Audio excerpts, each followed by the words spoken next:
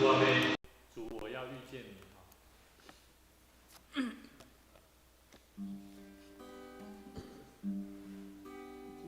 一下，我没有麦克风。248。主，我要遇见你。这一首是华语的啦哈。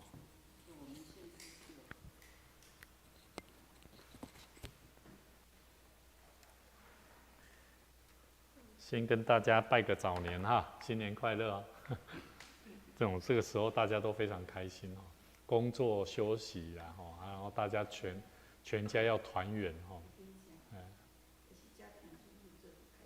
哪里？哦，家庭主妇最不开心，对，因为最忙了，对不对？对对，没错。所以，可是我觉得我们基督徒要用不一样的眼光来看我们自己的生活。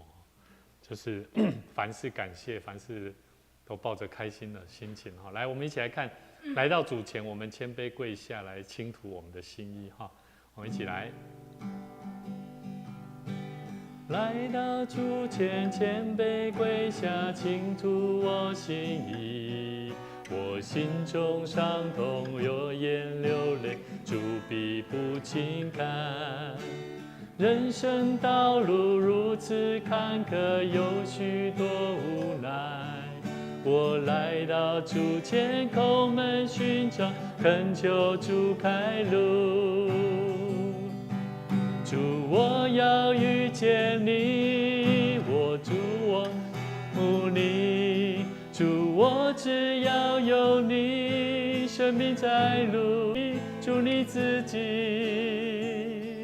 我主来到主前，来到主前，谦卑跪下，倾吐我心意。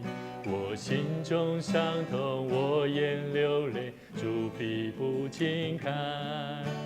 人生道路如此坎坷，有许多无奈。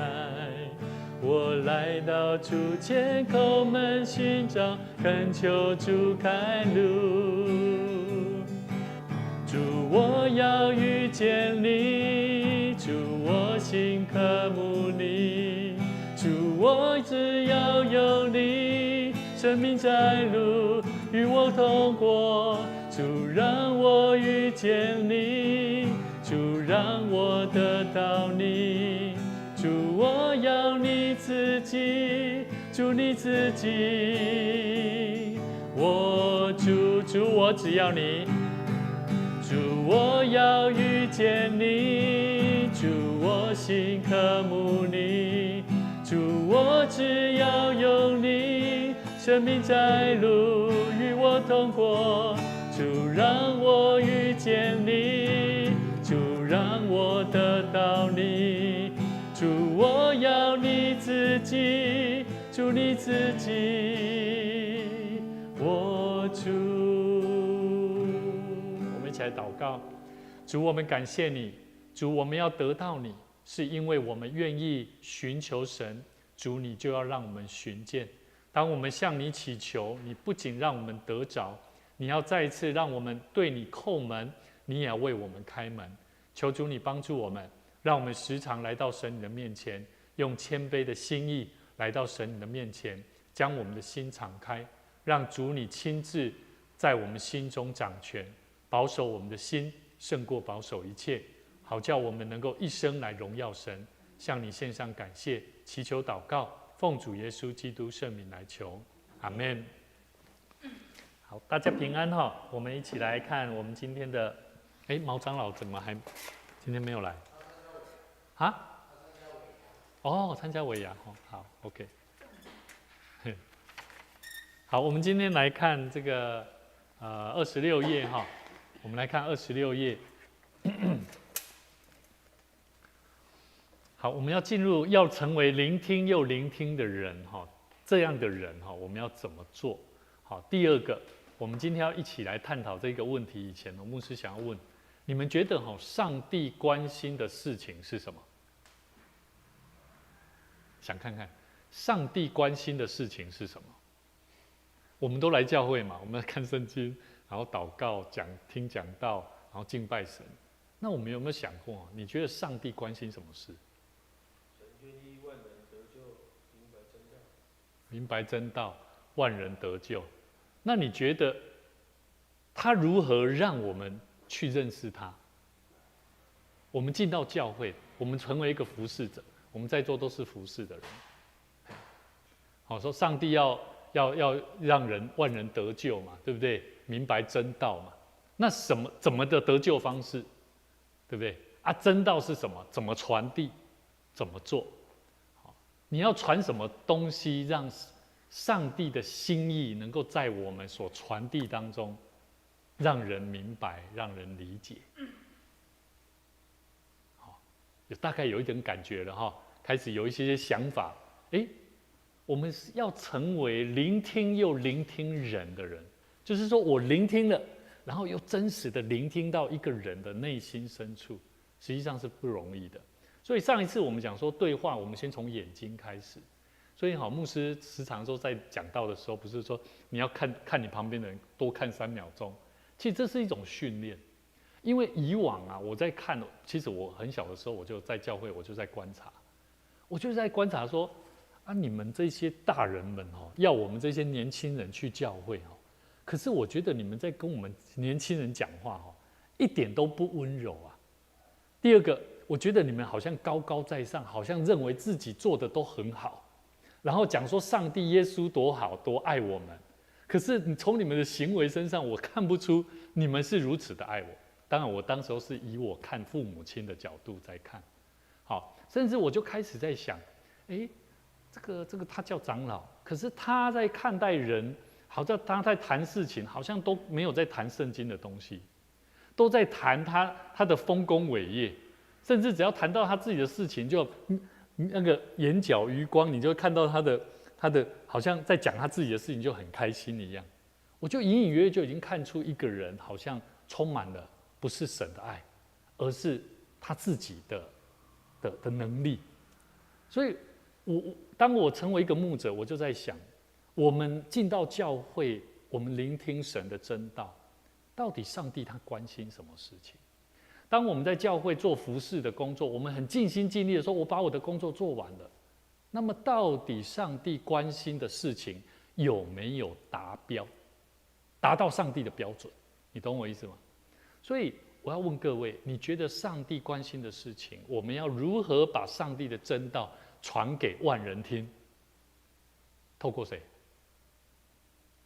当然我们会说透过圣灵，对不对？顺其自然，对不对？可是其实都是透过我们，好，都是我们哦。所以我们要重新回到神的面前，重新再来认识一下我们自己如何去与一个不认识上帝的人传递真理啊。我觉得先天老师讲的非常对，传递真道。那什么是真道？你讲的话，你在教会里面，你面对弟兄姐妹，当他遇到问题，当他遇到困难的时候，我们每一个做主的工人，我们做主的仆人，我们有没有意识到，到底我们该说什么话？这就是重点了。所以这个是期待我们透过今天牧师要带大家一起来看一段圣经节使徒行传17章16节到34节。使徒行传17章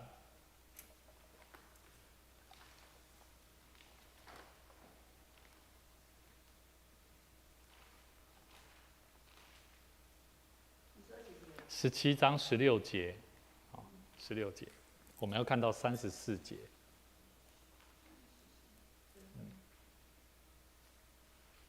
苏会长，你可以拿你的那个大本圣经，对啊，拿来用。是可以的呀。对，因为我是说，如果要做笔记啊，对，这样你可以随时把那一本拿来运用。好，16节16节，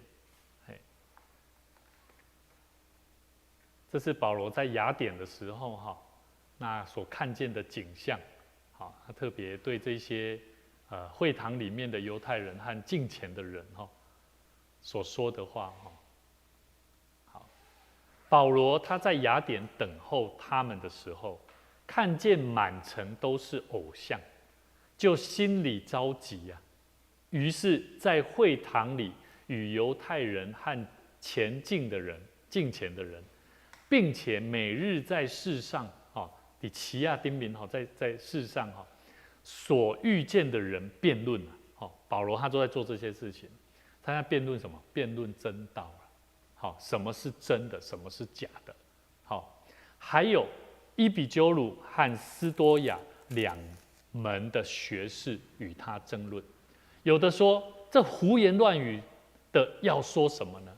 有的说他似乎是传说外邦鬼神的，这话是因保罗传讲耶稣与复活的道。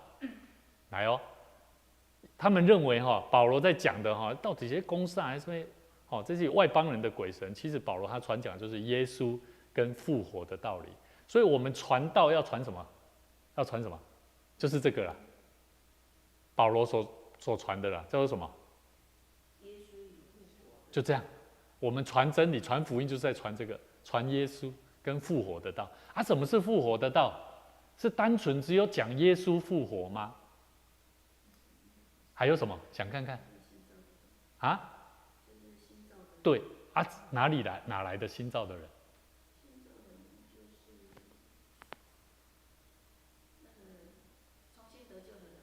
谁？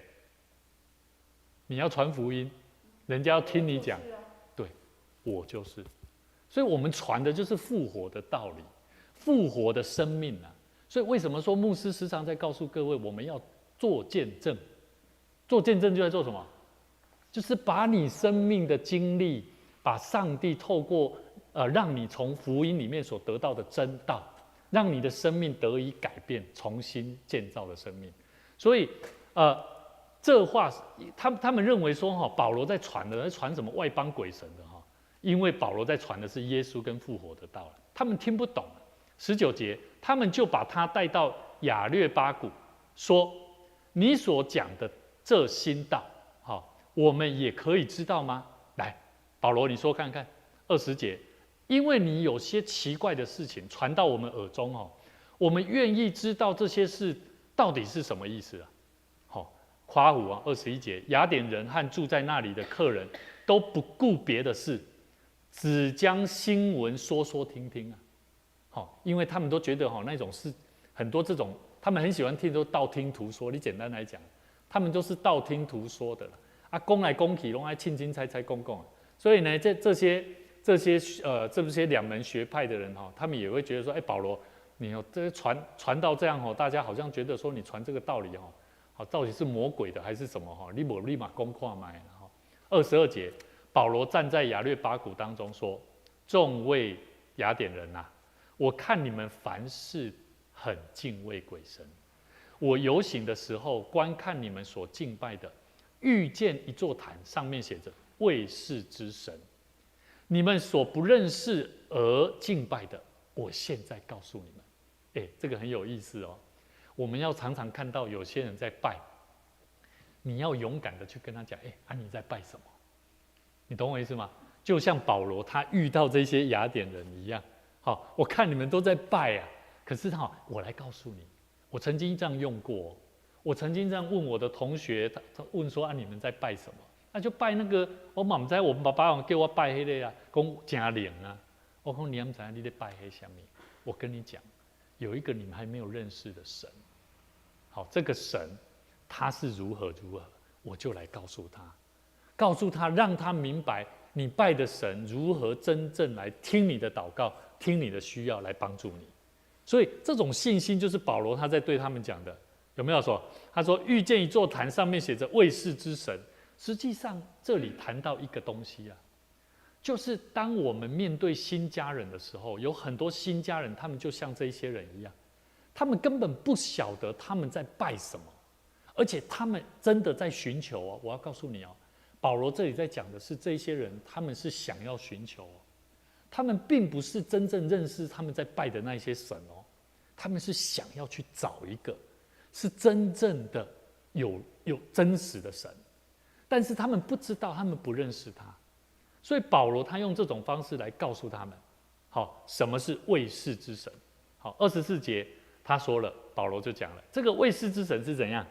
来，我们要跟人家讲上帝介绍我们的神就是要这样介绍了。上帝他是什么？创造宇宙和其中万物的上帝啊！所以为什么我们基督徒都会说，任何万物都是上帝所创造的？好，所以我们要适时的学习教导下一代年轻人。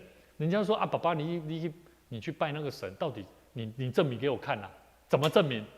哎，很简单，你所看到的一切的万物都是上帝所创造的，有一位上帝创造者，这都是他创造的。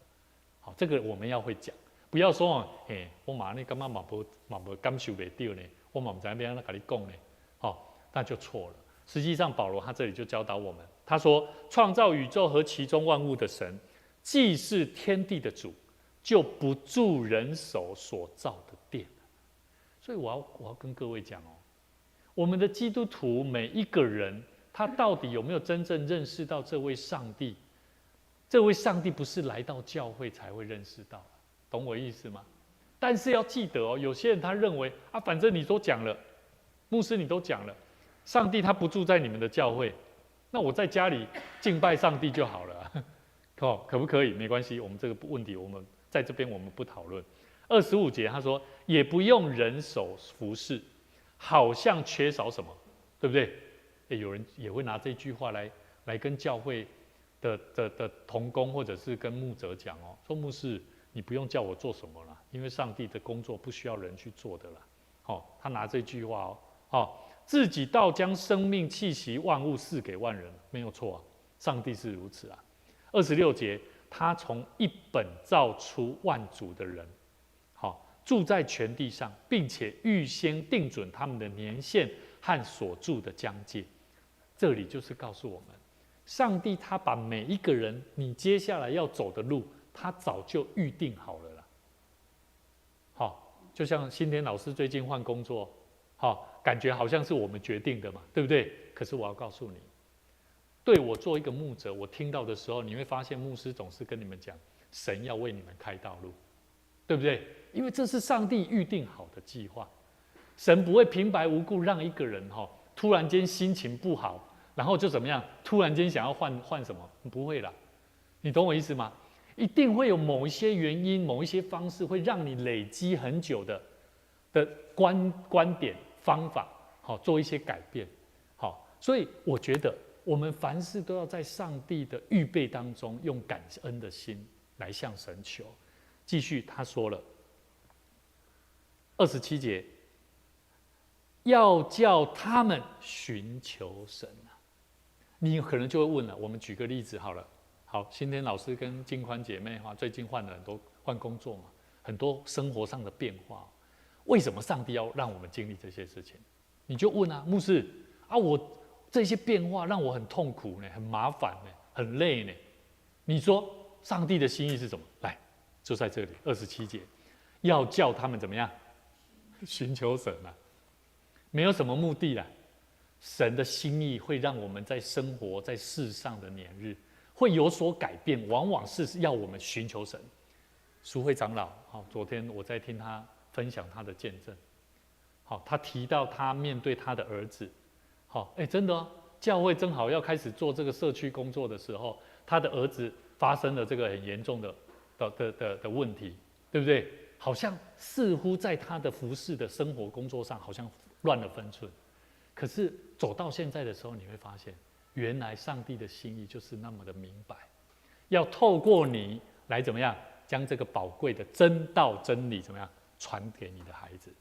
所以各位弟兄姐妹，我们要了解，神要我们要寻求神，或者可以揣摩而得。我跟你讲，这个中文，我觉得我不会用揣摩了。揣摩有些人都会好像试一试我告诉你，英文我这边英文它是写reach out for him and find him， 叫做触手可及这句话就不一样了。意思就是说，你只要去接触了，你去寻求了，神就给你看见了。所以我觉得我很感谢神。前阵子当我们听到说我们的弟兄他的家庭，包含他的太太工作有这么大的变化，在礼拜天的时候，我遇到他这位姐妹，我也跟她聊一下，我发现她的心是越来越怎么样，越来越平安，因为他在亲近神，他不断的在寻求神当中，慢慢的在怎么样找到他生命的答案。所以我要跟各位讲，其实神会让我们生活当中，神要我们去寻求他，是因为会透过很多我们所生活当中的经历。好，所以呢，其实他说什么？其实他离我们个人并不远，我们生活、动作、存留都怎么样？都在于他啦。有没有？这里就提到了28节，我们的生活、动作、存留都在于他了。就如你们作诗的，有人说我们也是他所生的。好，有人有没有认为我们在讲说我们是上帝所生的？人家都觉得我们基督徒在讲说，你明明是你妈妈给你生，怎么会是上帝所生的呢？我们好像在作诗一样有没有？好，讲的好像是一种神话一样。可是我们的生命就是如此。上帝就是如此真实，让我们去体会到。好，29节，我们既是神所生的，就不当以为神的神性像人用手艺、心思所雕刻的金银石那样。神的神性不能够用人的那种神性人的手艺不是神性，用人的手艺跟想法去把它雕刻出来了。所以为什么说牧师鼓励各位？我们要对我们的家人、不信的家人，甚至他在信那种偶像，是人造的偶像，我们要给予正当的引导，要去告诉他，就像保罗在做的事情一样。所以传福音，实际上我们要了解这一段很重要。其实这一段是保罗在面对雅典人、面对这些人的时候，他怎么样让不信的人重新去了解我们所认识的上帝。所以我跟各位讲，这段话真的是很值得我们好好去阅读，了解我们如何传福音对一个未信的人。好，而且我们所做的侍奉工作，如果我们所做的侍奉工作，我们不常跟这些弟兄姐妹或年轻朋友谈及什么叫做信与不信，我要告诉你，我们所做的工作都仅跟外面的人是一样的，懂我意思吗？我只不过看你在佚佗啦，还是在搬烂这会安尼尔，懂我意思吗？所以我觉得我们要跟我们所面对的未信者，一定要有办法去了解他需要什么，然后甚至帮助他，甚至告诉他这位上帝是什么样的上帝。所以从一开始有没有道听途说，对不对？他们特别还把保罗叫来说：“你给我解释清楚，到底你所讲的那个耶稣跟复活的道理是什么东西？什么是复活的道理？就很简单。保罗，你讲一下你生命的改变是怎样？简单讲就是这样吧。好，所以保罗他就开始讲啦。保罗他也没有讲他过去呢，有没有发现？他讲，因为大家都认识保罗了。我要告诉你，人家都认识保罗了，保罗不需要再讲一次了啦，因为大家都知道保罗他过去是一个迫害基督徒的人啊，你懂我意思吗？所以我要跟你讲当你跟你的朋友、未信的朋友在一起，他认不认识你？可是你有没有让他看到你的生命不一样啊？那就不一样，不同咯。因为他都认识你，可是你从来都不跟他讲福音啊。这就是我们基督徒最大的问题。我们在教会，我们自己做那么久的基督徒，在敬拜上帝，可是我们并没有真正去理解这个福音所带给我要如何去面对一个未信的人，然后把我的生命是在信仰里面，在福音里面所领受的来传递给他们。所以我要继续下去，我们继续下去。他说30节，世人蒙昧无知的时候，上帝并不鉴察。所以干要紧，你无传无要紧啊，了解无？上帝袂因为安怎给你揭发啦，只是因为我们愚昧无知啊。好，但是呢，我们要怎么做？如今却吩咐各处的人都要悔改。所以那个昨天我听我们的同工分享到他如何跟他的孩子讲说，有机会你要来认识这位耶稣。我告诉各位，这就是我们开始觉得传福音是对我们来讲是一个使命的工作，已经在我们的心里面扎根了。好，所以各位弟兄姐妹，如果你还没有这种感动，想要去传福音，我希望你好好去体会神如何来帮助你，修剪你的生命，就像礼拜天牧师讲的那个塑造调和，帮助你的生命不断去调和改变。好，是31节，因为他已经定了日子，要借着他所设立的人是谁？就是主耶稣，基督啦，按照公义审判天下，并且叫他从死里复活，给万人做可信的凭据啊。耶稣有没有死里复活？有啊。所以我们要按照公义来审判，就是要让人明白，我是真真实实复活的。就好像我自己做一个牧者，10几年前牧师出车祸，我重新得着生命，复活的生命，这难道不是真实的吗？这就是真实的啊。神让我是真实的体会到。当时候我也跟大家分享，我不知道上帝为何让我遇到这样的事情，可是10几年后，我却发现这些事情成为我牧会传道里面最好的帮助，就跟保罗他身上的那一根骨刺一样，懂我意思吗？所以我要跟各位讲，包含我牧师刚刚有提到，新天老师有没有？你们都要去体会，现在你们的生活所遇到的改变经历，神都会让我们在这段经历当中，要我们学习怎么去经历神的复活的大能。好，他说了32节，众人听见从死里复活的话，就有人笑他了。又有人说我们再听你讲这个吧。也有人说我想要再继续听，也有人这样想。于是保罗从他们当中出去了，但有几个人贴近他，信了主，其中有亚略巴谷的官丢尼修，亚略巴谷的官丢尼修，并一个妇人名叫大马列，还有别人一同信徒。所以我要告诉各位，在我们传道的过程当中，有很多人他们不见得会信，可是他们会听。那你要不要讲？要。礼拜天我们来的这位姐妹，可能如果按照我们的基督徒，可能会认为说，哇，这样的姐妹很霸气，很有能力，可能她是一个非常富有、讲话非常大声有力的人。不用怕，我们要怎么样？刚强壮胆，有机会跟他分享更多的福音，因为他想要认识我们的信仰。所以我们看的不是看这个人他的强势而让我们害怕，而是要怎么样？更需要把真理好好的扎根在我们的生命里面，然后去传递。好，我们回到我们今天的第2点，我们的新家人26页第2点。要给他这个空格是什么？你觉得保罗整个的过程都在做什么事情？人家对保罗有疑问，对我们基督徒有疑问，那怎么办？你要怎么做？想看看，要给他做什么？表示你对他的关心。老师，你觉得是？大家想看看。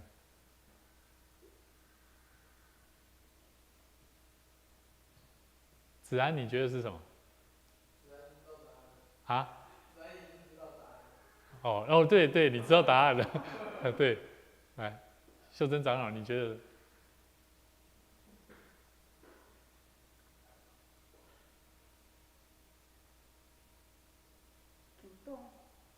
主动做什么？主动找他聊天。因为他刚来可能不熟悉啊，对，对。那他到教会一定是他想。但是大部分的人是不会主动嘛，对不对？因为我跟他又不熟。对，但是大部分的人不会啊，除非你是同工，除非你是某一个身份的人。那我的意思说很简单，答案就是回应，懂吗？回应啊，他回应啊，给他回应就是表示关心啊。回应有很多种嘛，当人经过你的时候，他进到教会的时候，你会不会回应啊？会吧？懂我意思了吗？当人进来的时候，他会不会回应啊？我们礼拜天这位姐妹我们的电梯没有回应他呢。我们的电梯很奇妙哦，修齐兄哦，他招待他说从来没有遇过。他那一位姐妹说按的电梯怎么按，他就是没有开哦，没有要上去哦，电梯也没回应啊。他就怎么样？他就认为他在分享的时候，他就说牧师，当时我就在想说哦，我应该要离开了，因为我得不到回应啊。所以人的回应很重要，回应有很多种。人的眼神、人的笑容、人的一个观感，甚至你多几秒的眼神的交流、那个接触，都是一种回应。后来有开了，对，没有啦，他帮他按电梯，要让他上去，结果按了5次，结果都不开，这个我们也没遇过啊，对不对？所以其实我觉得很奇妙哦。你看，就刚好在这个礼拜，我们牧师也都在讲这一个。我觉得神都在，其实默默都在，好像在启示我们，让我们明白，其实我们在接触的对象，包含我们现在做的新家人关怀的工作，我们传福音的工作里面，其实我们要学习像保罗一样，他从回应，对不对？有人有疑问嘛，人家把他带走，他说没关系，我不会怕，反正我来解释给你们听，然后开始他就讲了你们不认识的神我其实从你们的行为身上有没有？他从他们的行为身上看出他们都在拜未识之神。所以我要告诉你，你要回应怎么回应？你要懂得会去看一个人所以当你看到这个人他的眼神一直都在看你的时候，那你就要知道他在等你回应这样懂吗？那回应跟主动不是一样吗？不一样，主动是一个态度。态度有很多种嘛，你可以主动跟消极你主动要干嘛？主动拒绝人也是一种主动懂我意思吗？但是主动我讲的是一个词语主动它是一种态度，是一个状态，但是回应它却是一个它是一个是一个动词，对，它是一个动词。我是这样形容的，我是这样形容。好，有没有什么问题？好，所以呢，有些时候我们回应的时候我们会进到第3个，在对话当中要问一些问题懂我意思吗？我们大部分的人普遍就是我回应，可是我们不问问题对不对？我们都对，要小心所以你看保罗他有没有问问题？有你们不是你们在我游行的时候观看你们所敬拜，遇见一座上面写着未识之神你们所不认识而敬拜的，我现在告诉你们，为什么他告诉他？就是因为他们不懂对吗？所以其实这个要有非常大的信心。所以我要跟各位讲，我们不仅要有所回应，不只是外在的表情的回应，我们还要进到一个层级叫做行动的回应就是你刚刚讲的，就要主动了，懂我意思所以我是觉得我们的回应有很多种，是从心情外在做好预备，然后我们要懂得问一些问题。所以像我们其实不用怕一个现象会让我们感到跌倒。我再讲一次我们在传真道的过程会遇到很多的现象，但是我们不要因此而跌倒，而要去问问题，为什么会是这样？到底这个问题呈现出来是这样的时候，我该怎么做？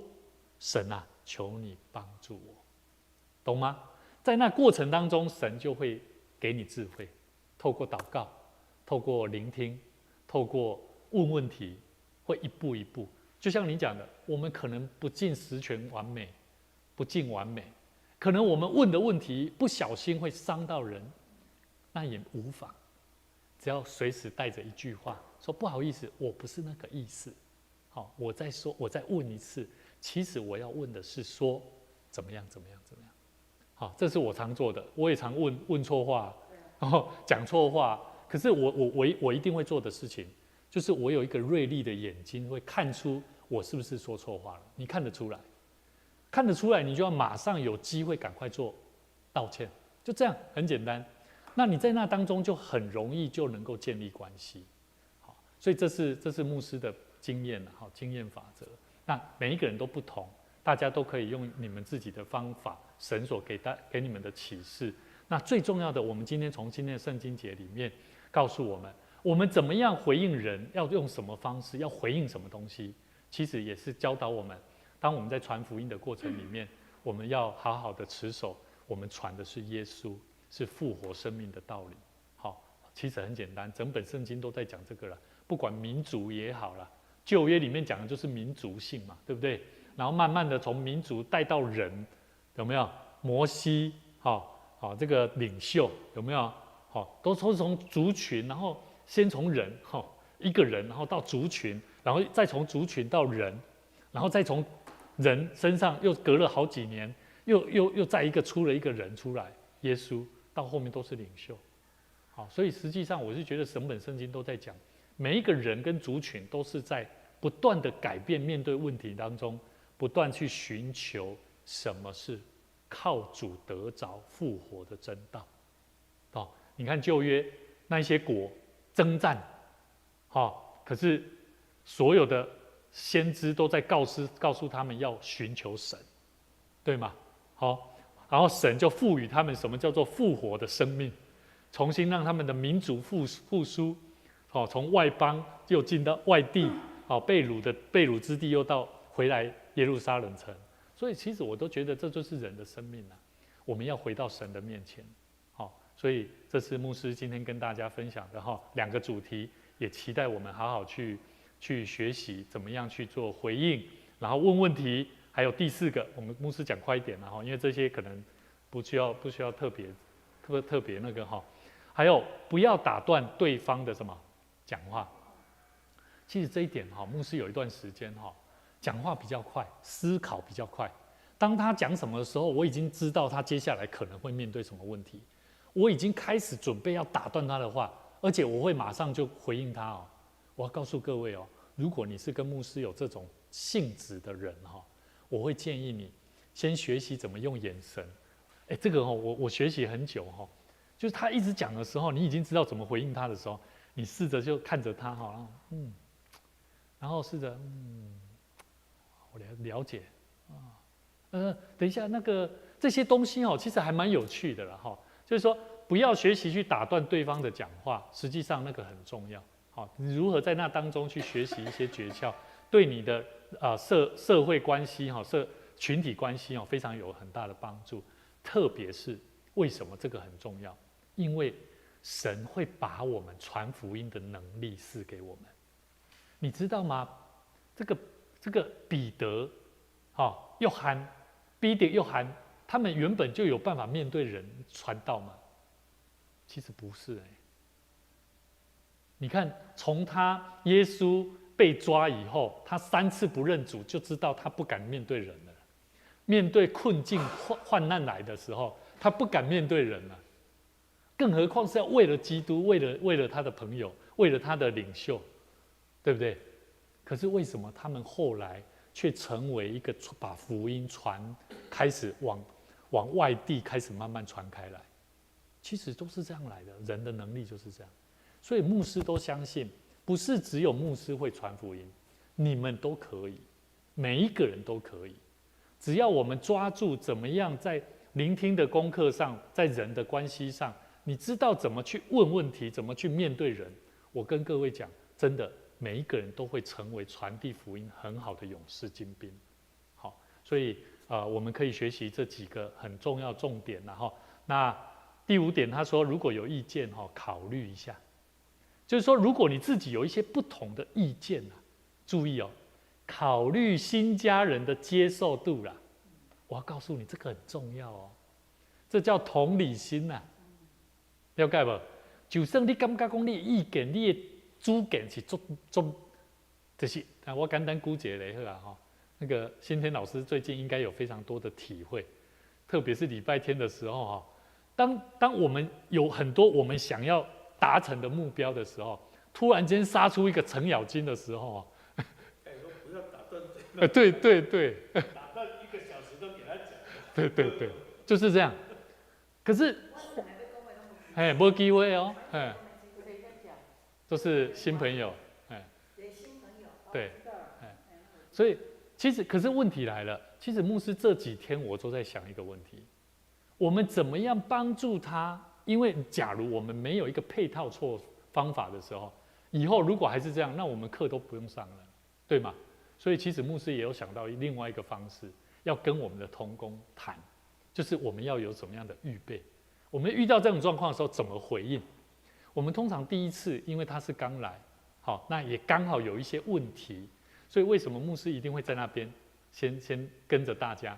下一次的时候，我们就会有一些方式来做说明，好，告知。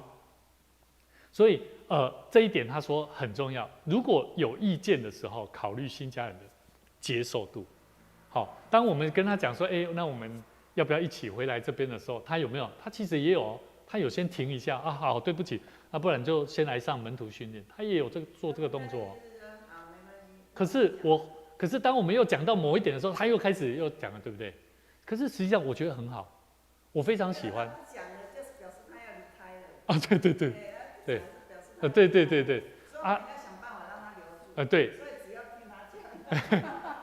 但是问题来了，如果我们说啊，我们就一直听他讲，其实我觉得他的先生扮演一个非常棒的角色。他怎么做？他怎么做？你有没有注意到他做什么动作？他手会过去握着他。所以，假如啦哈，我们换个情境，假如我们在小组里面，我们有一个人他这么会讲话的时候，我们实际上旁边的朋友、旁边的弟兄姐妹，假如我们的小组长他也感觉得到，好像这个他讲太多的时候，我们自己弟兄姐妹就要懂得怎么样，等一下再讲，好，或者说那个大姐她就会控制，有些人他是真的无法控制啊，他不是真的想讲那么多了。但是我觉得很好了，我觉得我跟各位分享哈，其实哈，最好的，假如说我们有些弟兄姐妹他是无法敞开的，那才是大问题。为什么？因为无法敞开的人，你最难理解他的需要。好，所以一般来讲，愿意敞开的人，我们最容易能够对症下药。因为我们能够了解，甚至从沟通里面去快速得着。是没错，是他不法等一下子敞开，我们就是也是借着陪伴这样，他还是会讲出来。对了，对了，对了。就建立关系好的时候，他觉得有安全感，他也是会讲。所以我们继续下去哈，第6点，他说什么？即便对方讲了一些无理的话，也不要否定他，不要让他觉得没面子。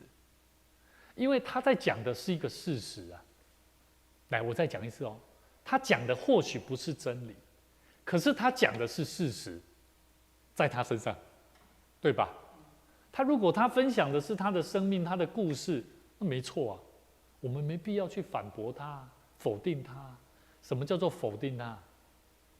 就是啊，你怎么对啦？你安那啦，对不对？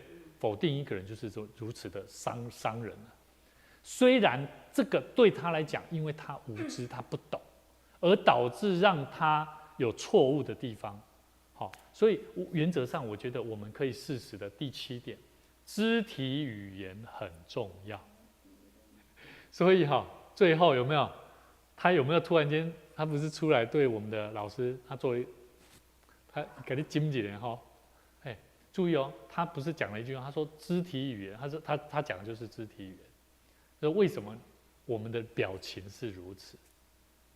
就是说，我们的肢体语言我们可能不晓得，可是我们的肢体语言却一直在影响旁边的人。所以今天如果牧师讲到我的肢体语言会不会影响你们，其实是会的。我讲到有没有比动作跟没比动作有没有差？有差的，懂我意思吗？好，所以原则上这就是肢体语言。肢体语言它的重要性，其实对我们在聆听我们现在在讲的是一个聆听者，一个很重要的一个观点哈，所以也请大家可以一起来学习了哈。好 ，OK， 那我们今天很快速的把我们这个第3大点成为聆听又聆听的人我们特别把这一些东西哈，真的啦哈，这个从圣经里面也很难找到了哈，牧师用简单的略过就可以了哈。好，有没有什么要回应的？你感觉无啥笑会出来，因为感觉我读迄诗篇51篇，对吧？他说上帝所要的祭是要这个 broken，一个忧伤痛悔的心灵。我感觉忧伤痛悔啊，你看我的忧伤痛悔啊，在思考这个问题啊，对吧？所以感觉我就来弄点安尼。所以这不能怪他，好，这个是没关系，这是 OK 的，哎，这对他来讲是 OK 的，哎。我唔知要怎讲我听，伊是讲我遇到革命，我袂啊，我来主我足快乐，我来遇到革命。没有，你就直接说就好了。下次假如说遇到这种状况，你直接可以说出你的心情，因为我觉得哈，当一个人，因为他会认为哈，他或许会认为你在针对他，对吗？我没有说什么。对。我规条那个看眼睛都注视着他。对啊。哎呀，哎。对象会一点。好了 ，OK， 那我们一起来祷告哈，求神帮助我们，给我们智慧哈，帮助我们在很多这方面的功课上哈，学习关注，好去聆听，神要把这些人带到我们当中，神会透过我们所学习的内容，其实神会一步一步教导我们，甚至会把这样的人带到我们当中，所以我们要更多的预备心，求神帮助我们，我们相信哈，神的教会会成为强盛的，然后强壮的信徒，我们来兼顾神的教会哈。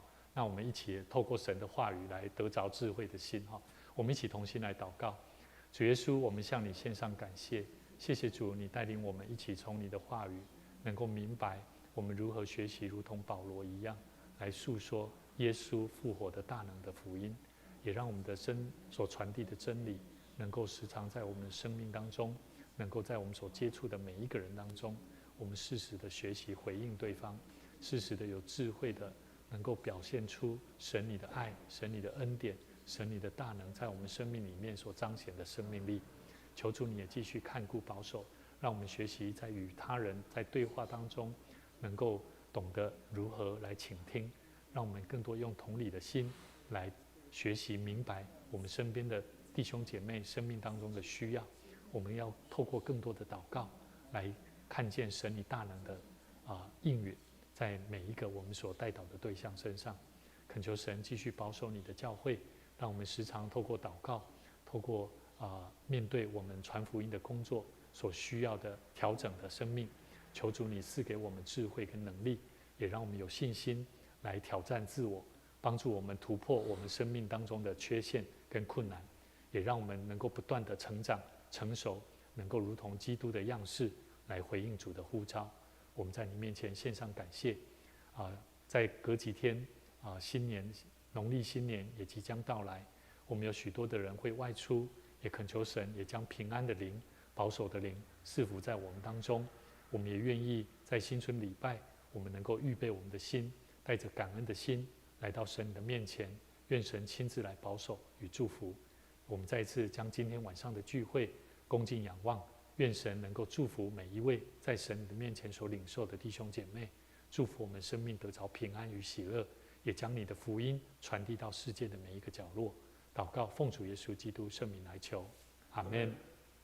好，谢谢各位哈，我们今天到这边求主帮助我们在每周三的晚上8点到9点。下个礼拜因为新春节起哈，我们下礼拜暂停1周，顺延1周请大家留意，愿大家平安。